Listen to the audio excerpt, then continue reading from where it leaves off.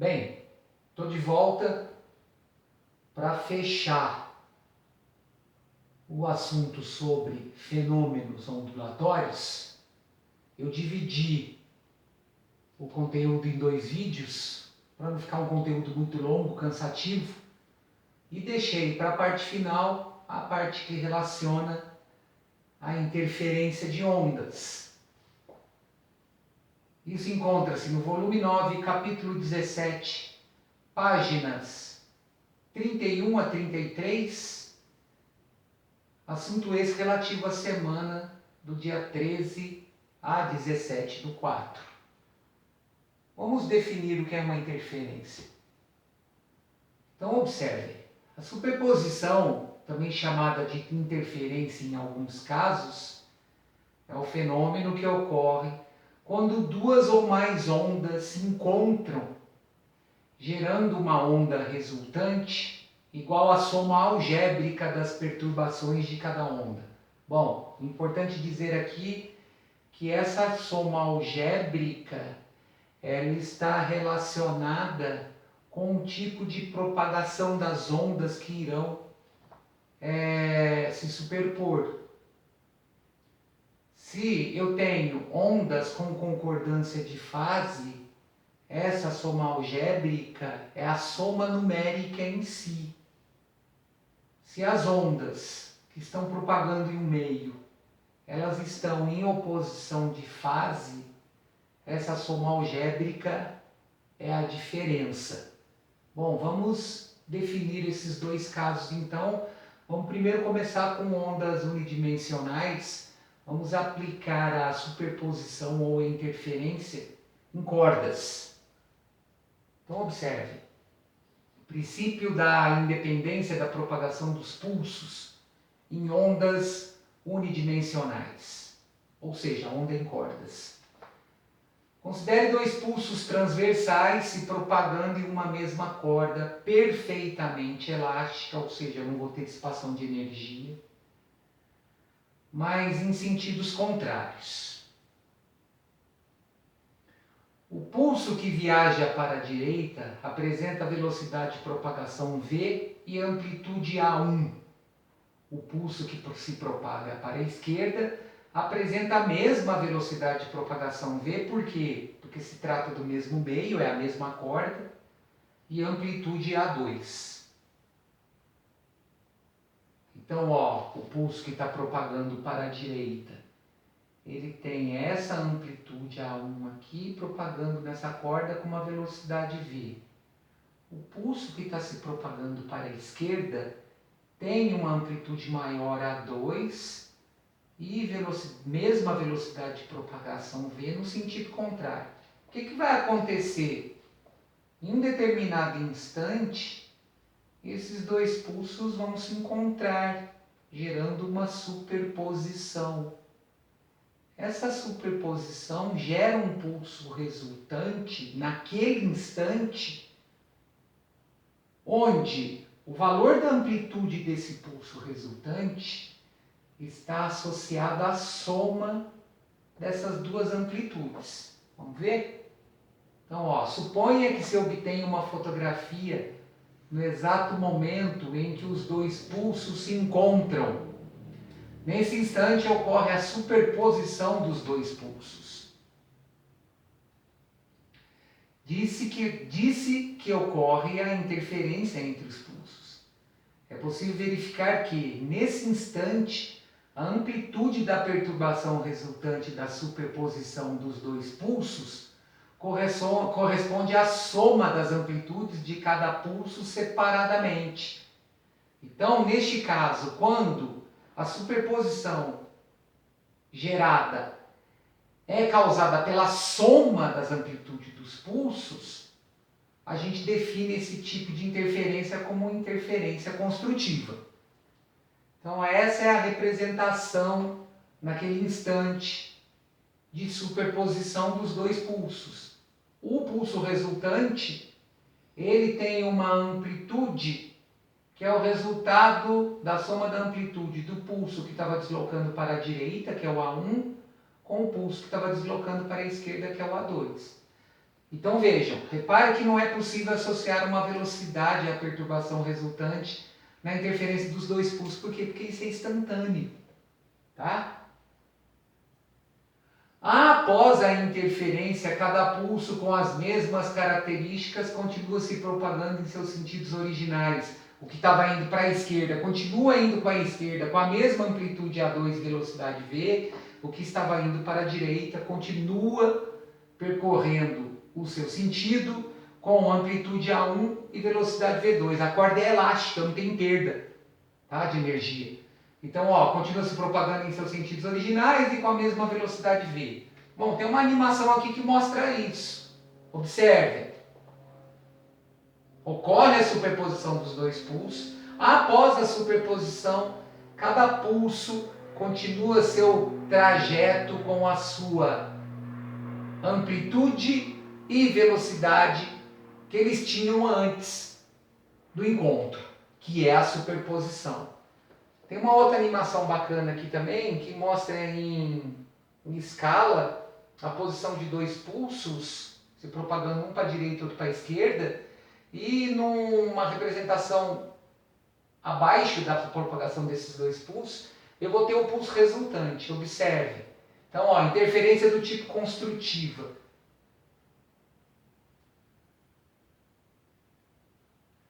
Na superposição eu tenho a soma dos dois pulsos. Se a gente conseguir observar só essa terceira corda aqui, que é a corda que vai me representar a amplitude resultante, né? Dá para observar que eu vou ter um aumento da amplitude nessa terceira corda. Deixa eu ver se eu consigo parar. Não consegui. Deixa eu voltar aqui. Eu quero ver se eu consigo parar esse movimento. Vamos de novo. É meio difícil, porque a barra some toda hora.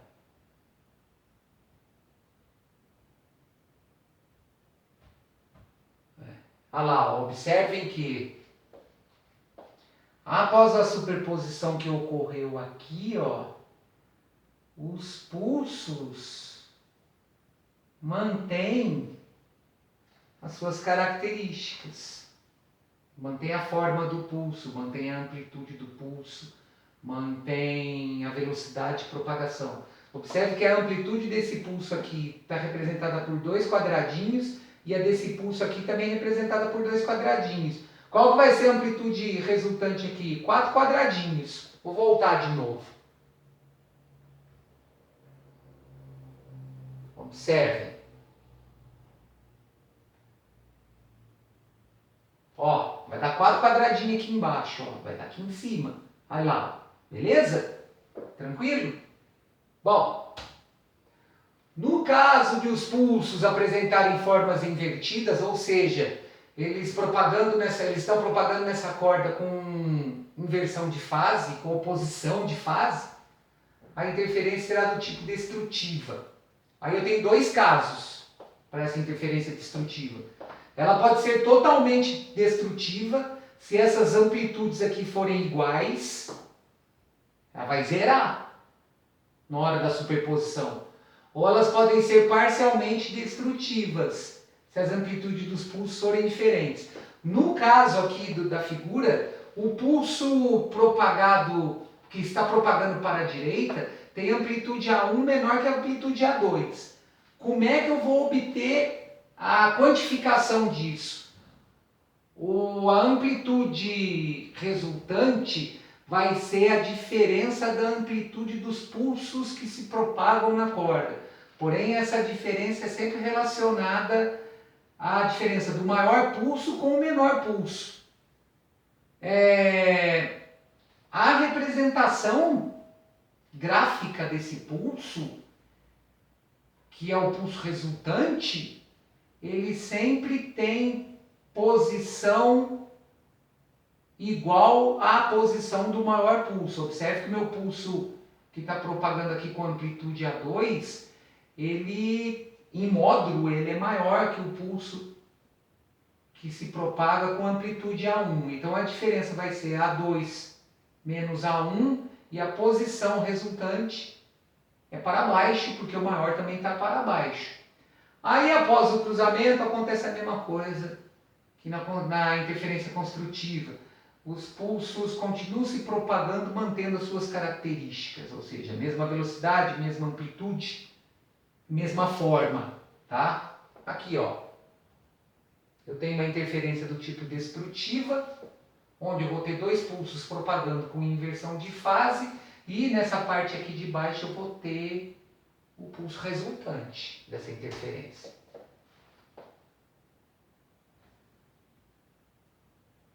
Deixa eu achar minha... Ah, deu uma travada aqui, mas ele vai voltar. Olha lá, ó. Em oposição de fase, eu tenho, após o cruzamento, os pulsos se propagando na corda na maneira que eles se encontravam inicialmente. Ele não está querendo ir. Vamos ver. Foi. Cruzou. Após o cruzamento, onde eu tenho uma interferência do tipo destrutiva, esses meus pulsos irão manter a sua característica. Olha lá, ó, cruzou. Observe aqui, eu consegui pegar. Observem, olha que legal, ó. Eu consegui pegar direitinho. Esse pulso aqui tem uma amplitude de 2 para cima, esse pulso aqui tem uma amplitude de 2 para baixo.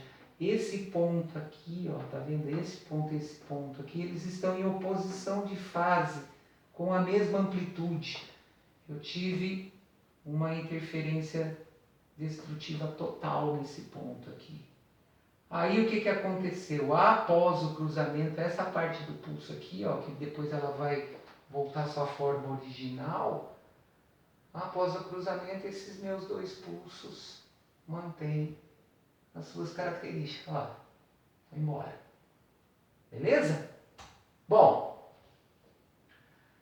o mesmo fenômeno que acontece numa corda, ou seja, para uma onda unidimensional, pode ocorrer também para ondas bidimensionais. Por exemplo, na superfície de um lago, eu tenho duas fontes aqui gerando pulsos, essas fontes à mesma frequência. Na hora que as ondas começam a se propagar, essas ondas irão se cruzar. Esse cruzamento vai gerar uma superposição. Essa superposição pode ser do tipo construtiva. Se eu tenho as ondas se propagando em fase, né? No caso, duas cristas ou dois vales, ou ela pode ser do tipo destrutiva, quando essas ondas estão propagando em oposição de fase, crista-vale. Então, em fase é sempre crista-crista ou vale-vale. Oposição de fase, crista-vale ou vale-crista. Então, ó, imagine duas ondas bidimensionais circulares, geradas respectivamente por uma fonte F1 e F2, com amplitudes e frequências iguais e em concordância de fase. Bom, considere a esquematização, da interferência causada como? Ó, aqui é o ponto F1, por exemplo, aqui é o ponto F2. Esse abalo gerado por essa fonte gera pulsos e uma sequência de pulsos eu vou ter a formação de ondas circulares. Então, ó, na figura, a onda da esquerda, essa aqui, ó, tem cristas representadas por linhas contínuas pretas e vales representados por linhas tracejadas vermelhas. Então, essa crista, pensa numa onda transversal, é a parte superior, esse vale é a parte inferior. Então, o preto é aqui em cima, o vermelho é aqui embaixo. A mesma coisa para as ondas geradas na direita. Ó. A onda da direita tem cristas representadas por linhas contínuas verdes, as cheias, e linhas tracejadas azuis. Então, ó, O verde é a crista, o vale é o azul. Então o que vai acontecer? Eu vou ter uma onda propagando nesse sentido e a outra onda propagando nesse sentido. Elas vão se interferir. Só que no visual aqui é muito difícil a gente enxergar igual a gente enxerga na superposição de ondas unidimensionais. Mas eu tenho uma maneira de quantificar isso e representar graficamente através de pontos. Então, vamos observar o seguinte, ó. Os círculos preenchidos, ou seja, esses círculos escuros aqui, ó, estão vendo, ó, esses. Olha lá, ó, esse círculo escuro aqui, por exemplo, ele é a superposição de uma linha cheia verde com uma linha cheia preta, ou seja, crista com crista. É a interferência do tipo construtiva. Esse outro pontinho aqui, ó, cheio, ele é a superposição de uma linha tracejada vermelha com uma linha tracejada azul, ou seja, vale com vale. É interferência do tipo construtiva. Então, ó, os círculos preenchidos representam os pontos de interferência construtiva, ou seja, onde a amplitude das ondas é somada, tá? Igual lá na onda unidimensional. Os círculos em branco, por exemplo, esse círculo aqui, ó, representa os pontos de interferência destrutiva. O que seria essa interferência destrutiva? A superposição dessa linha cheia preta aqui, que é a crista, com essa linha tracejada azul aqui, que é o vale. No caso, como ele colocou inicialmente que essas ondas têm a mesma amplitude, esse ponto em branco aqui, ele é uma interferência destrutiva total. A amplitude da crista representada pelo círculo cheio preto, com a amplitude do vale representado pelo círculo tracejado azul, irão se subtrair. Como eles têm o mesmo valor, essa interferência destrutiva vai ser total, associada à subtração dessas amplitudes. Porém, é muito difícil eu quantificar isso da mesma maneira que eu quantifico ondas transversais de uma corda. Na onda transversal de uma corda basta, para a construtiva, somar o valor da amplitude e para a destrutiva subtrair. Aqui eu tenho uma relação que ajuda nisso. Então, ó, vamos fazer a análise quantitativa, ou seja, vamos associar valor numérico para essa interferência construtiva e essa interferência destrutiva. Então, ó, considere duas fontes gerando ondas na superfície de um tanque com água de acordo com as seguintes condições. As fontes F1 e F2 oscilam com a mesma frequência, ou seja, as frequências das ondas são iguais. Então, a oscilação que essas fontes estão causando na superfície da água é igual. Por se propagarem no mesmo meio, suas velocidades de propagação são iguais. Logo, se eu tenho frequência igual com velocidade de propagação igual, eu tenho comprimento de onda da fonte 1 igual ao comprimento de onda da fonte 2. Bom, a figura a seguir nos mostra uma vista superior desse tanque. Nela estão representadas as fontes F1 e F2 e um ponto P qualquer da superfície do tanque. Então, ó, fonte F1 provocando oscilações com a mesma frequência da fonte F2. Ó, os pulsos estão aqui. Ó. Essa fonte F1 está a uma distância x1 do ponto P e a fonte F2 está a uma distância x2 desse ponto P. Então, ó, considere duas fontes F1 e F2 produzindo ondas com frequências e amplitudes iguais em fase. Bom, como é que nós vamos descobrir quando que a interferência vai ser construtiva e quando essa interferência vai ser destrutiva para ondas propagando em fase e em oposição de fase? A primeira coisa que a gente tem que fazer é calcular a diferença aqui, ó, esse delta vai representar a diferença entre a distância que a fonte F2 está do ponto P com a distância que a fonte F1 está do ponto P, ou seja, isso daí é a diferença entre os caminhos percorridos pelas ondas que vão se superpor aqui, né, que se superpõem no ponto P. Ou seja, nesse ponto P vai ocorrer a minha interferência. Esse delta aqui também é conhecido como batimento, tá? Então esse batimento é a diferença. No caso, ele vai ser sempre a diferença do maior com o menor, tá?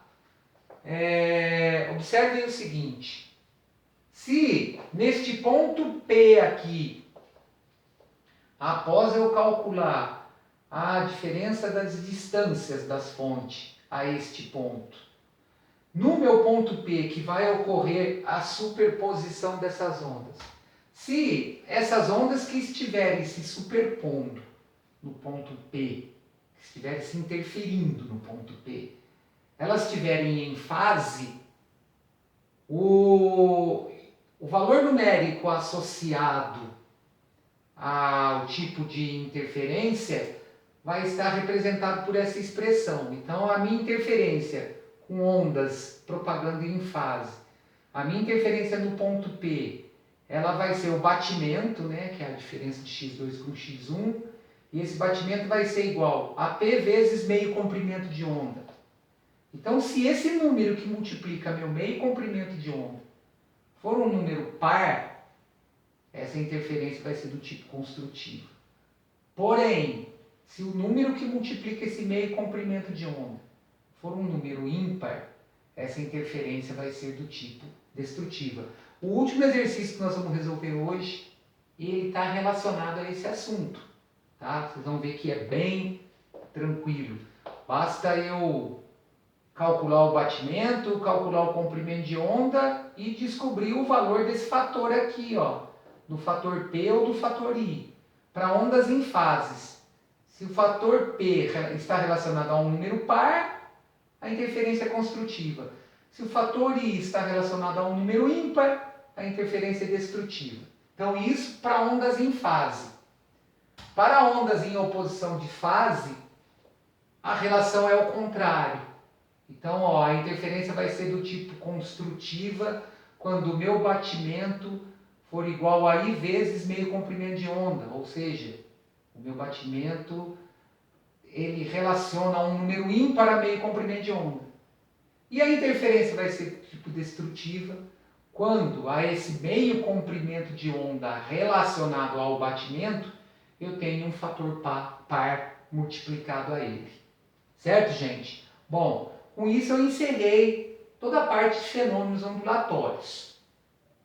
Próxima aula nossa, eu vou resolver as atividades associadas aos fenômenos da reflexão, da refração, da difração, da polarização e da interferência. Então, até já!